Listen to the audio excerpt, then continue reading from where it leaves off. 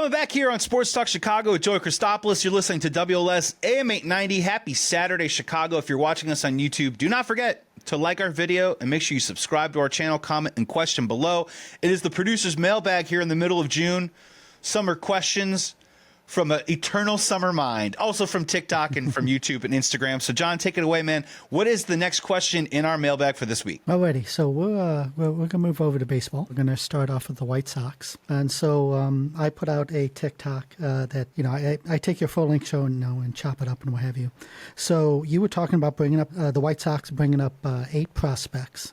And this particular one, I had highlighted you talking about Edgar Quero.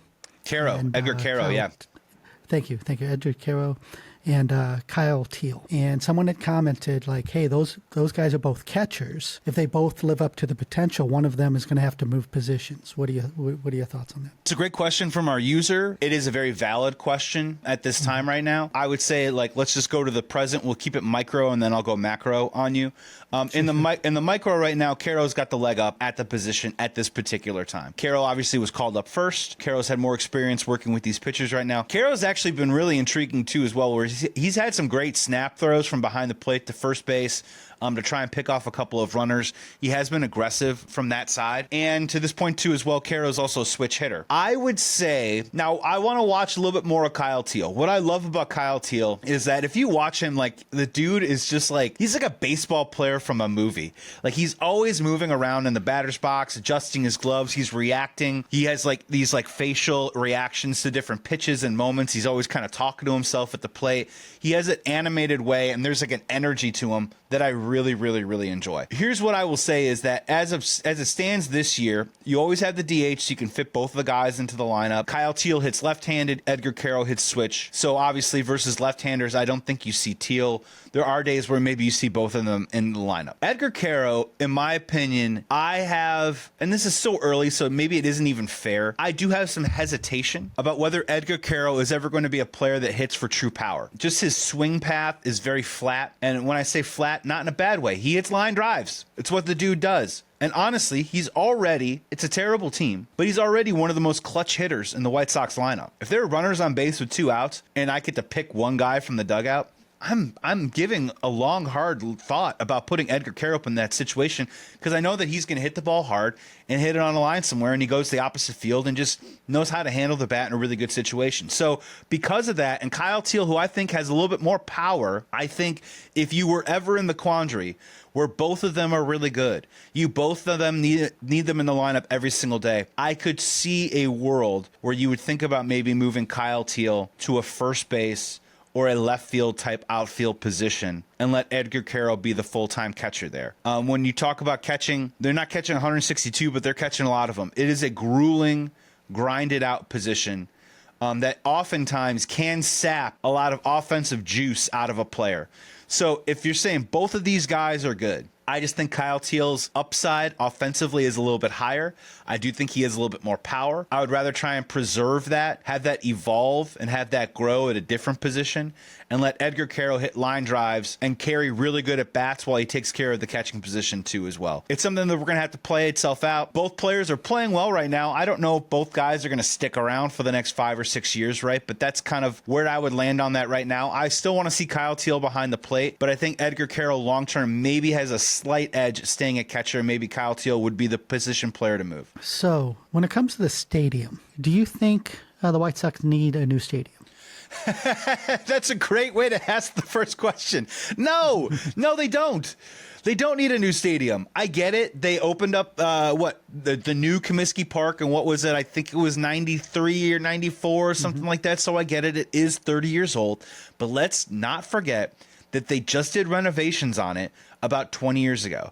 They did another renovation on it a couple years after that when they lowered the left field and right field upper deck, which created this air funnel, which suddenly turned it into a hitter's ballpark. In my money, I don't walk into that park and go, man, this is run down.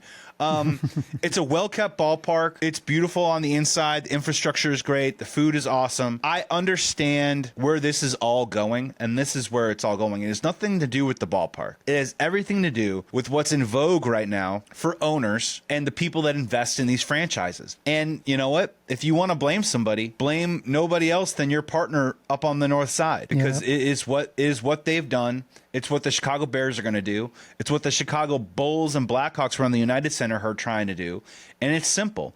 It isn't enough anymore for an owner to just own the stadium and own or maybe even lease out the parking lot at a strong rate. What it's about right now is not only do you own the stadium, but you want to own the real estate in the 2, 3, 4 block radius, 360 degrees around your stadium. Now, whether those are places that you're investing in your own and turn them into restaurants, or you're just a landlord and you're leasing out those places out to everyone. But the idea is to expand the growth of what the money is that you're pulling in. And you can call it greedy or you can call it business savvy. We could have a very good debate about it, but these owners are looking at it and saying, well, the moment everyone's going out and pregame before they come into my park, everyone's leaving my park and then spending money somewhere else. I want them coming into my experience and giving me money before the game, during the game, and after the game. And because of that, that is why I think the Chicago White Sox want a new stadium. You know, in my opinion, I think the tailgating and the parking lots and stuff are fine with White Sox Park, or excuse me, the rate. I should just say it correctly because we are on radio. But at the same time, you know, no one's going to lie that, you know, they're the 4 or 5 bars in Bridgeport. Bridgeport's a beautiful neighborhood, but it is residential, and not really residential in the way that Wrigleyville is, where you could just line up 10 bars around it. No.